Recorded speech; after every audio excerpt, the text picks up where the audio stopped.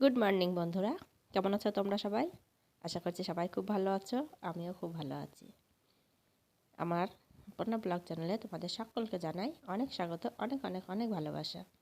একটা নতুন দিন আর একটা নতুন সকালে তোমাদের সকলকে জানাই অনেক স্বাগত। একটা নতুন ব্লগ দেখার জন্য অনেক অনেক অনেক ভালোবাসা। তো চলো ব্লগটা শুরু করে দিয়েছি দেখো।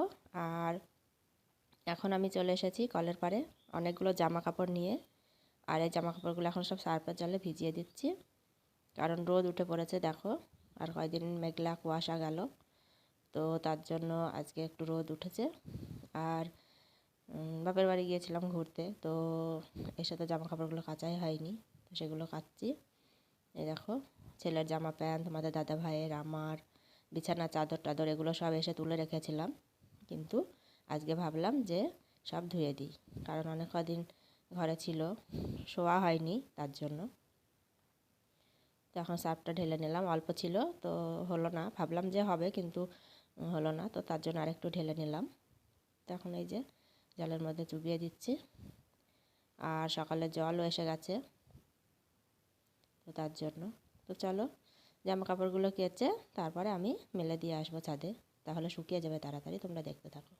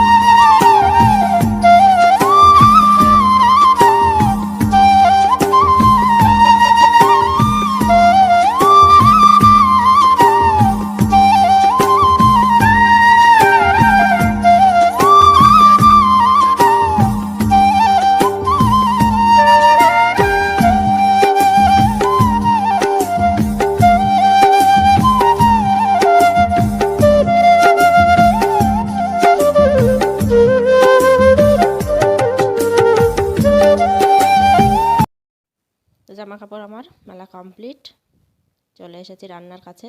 আর এই দেখো মাছ মাছ হচ্ছে, আর তরকারি করব একটা সবজির, আর এখানে ওলকপি বেগুন আলু দিয়ে মাছ করব। তো চলো রান্নাটা করে নিই।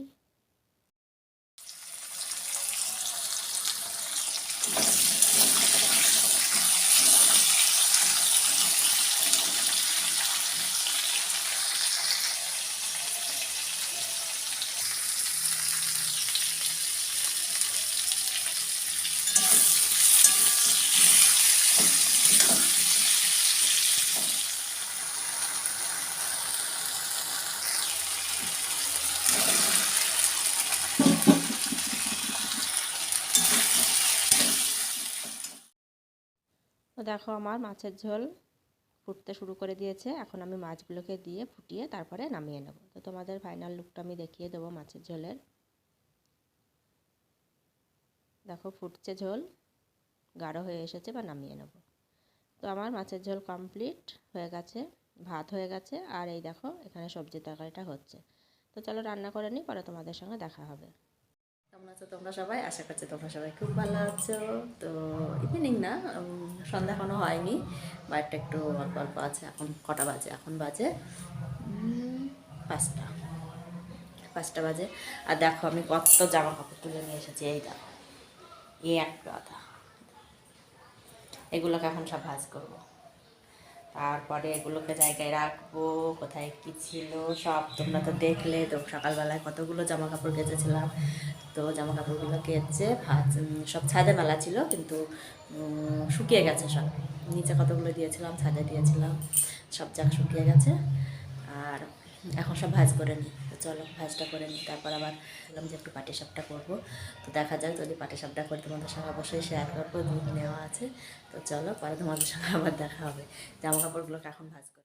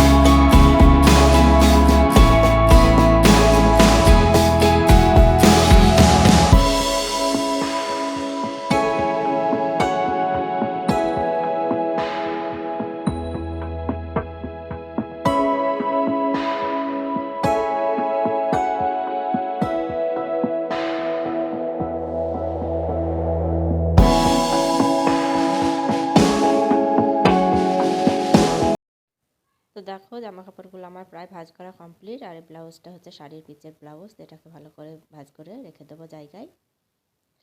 আর চলে এসেছি একেবারে সন্ধ্যা টন্ধা দিয়ে, তারপরে এই ঘরে রান্নার কাছে দেখো চলে এসেছি দুধ নিয়ে।